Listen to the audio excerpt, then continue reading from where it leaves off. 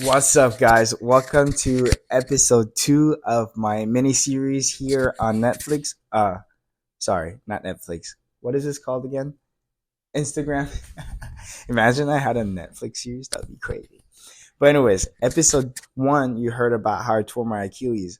Episode 2, I'm going to take you guys all the way back to the beginning and how I got my start in fashion, pretty much. So, I was out selling solar because I've been a salesman for like the last 7 or 8, maybe even 10 years, just selling stuff door to door, whatever it is, you name it, I probably sold it. And not the vacuums though. I have my limits. I'm just kidding. I haven't sold vacuums door to door. But so I went from being a door to door salesman for selling solar. I had this serious conversation with my wife. I was like, I think I have been selling for so long, chasing money and not realizing what my passion was. And I'm sick and tired of like just running after money. And I want to do, I like traveling and selling requires me to be away from my wife all the time because I have to go on the road for like 4 or 5 months at a time and then come back. And I was like, I can't do it anymore. I don't like it. I just want to think about the family in the future. So I basically scrapped my job, drove back to Seattle, and I didn't have a job. So I signed up for DoorDash. Shout out to DoorDash for having my back with this one. They accepted me, and I started door dashing, which pretty much was incredible because doing DoorDash really allowed me to stop and think about what I really wanted to do. And plus, DoorDash was so fun. I literally just got in my car, drive, pick up food, deliver it. It was cool. It paid the bills. Star had a full time job, so that was way easy on us. Like I didn't have to make a whole lot of money. I just had to make enough to pay bills here or there. But she was crushing it at her job, and so yeah, I told her I was like, hey, I also want to look into this mug idea because on YouTube, this lady was saying how she sold different types of mugs. That's another thing with DoorDash. Because I was just driving, I was able to listen to YouTube videos, listen to podcasts, and kind of get an idea of what's out there that I would love to do. So I found out about selling mugs on YouTube, on off of YouTube, and selling it on like all these different platforms. I'm like, oh, that could be something that I could get into. Maybe I really like that reselling. So I started collecting. I borrowed some money from Star and like $60. I bought like $60 worth of mugs. It was crazy. It was a lot of mugs. And then I started like listing them on eBay and then listing them on all these different platforms and just trying to resell mugs. It was the craziest but coolest things. I found all different types of mugs. I didn't even know those types of mugs exist. From funny ones to basic ones to just crazy ones. Anyways, so I get a call from my homie Masato, and I was just chatting up with him, and he's like, dude, have you ever tried reselling clothes? Because I was telling him how much I love my mugs. And I'm like, no. He's like, well, come out to LA and I'll show you about like reselling clothes. So point is, he got me into one of the biggest markets in LA for reselling, Silver Lake Flea. Shout out to my Silver Lake Flea.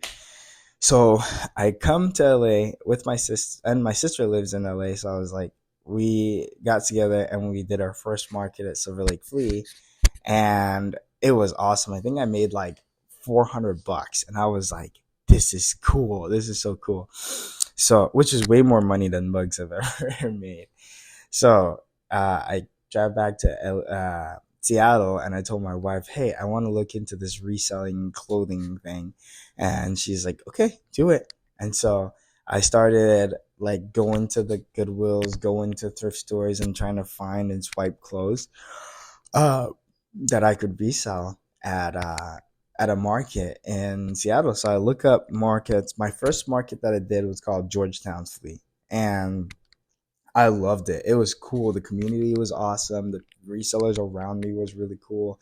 Man, I met some awesome resellers. And so my homie in Seattle, I talked him into doing it with me, and he was like, okay, I'll do it with you in the next one. So we do another market, at Georgetown Flea, and someone was like, "Have you ever done Fremont?" Because that was only once a month, the Georgetown Flea. And I was like, "No, I've never done Fremont." They're like, "It's every week, every Sunday you can do a market." And I was like, "No way! If I'm making like $400, $500 here, what would I make at Fremont?" So, anyways, I start doing like thrifting heavy and stocking up for Fremont.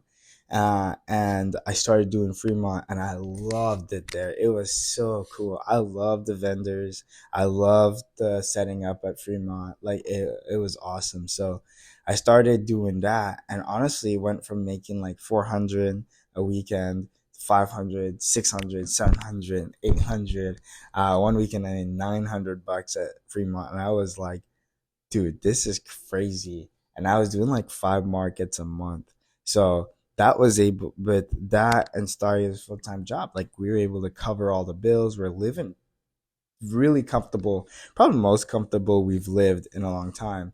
Um, and it was cool. So that was my intro to reselling.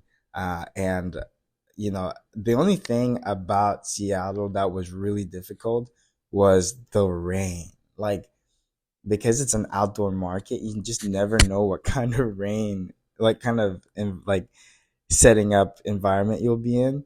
But let me tell you, Seattle people, y'all are crazy. Y'all are crazy. I mean, out here in LA, a little bit of sprinkle, everyone stops what they're doing. Like it's the end. In Seattle, they don't care. They will shop in their. I've had it been pouring rain. People are walking outside, and I'm set up in the booth with to sell, and they're just shopping. They're like, "All right, cool. I'll buy this. I'll buy that." Like no umbrella, nothing. Just straight up rain boots and walking in the rain. And I'm like, y'all are crazy. You guys got issues. I loved it. I mean, so pretty much if it rained, you still make your money, but I hated setting up in the rain because everything would get wet. But that's how that was my intro into reselling.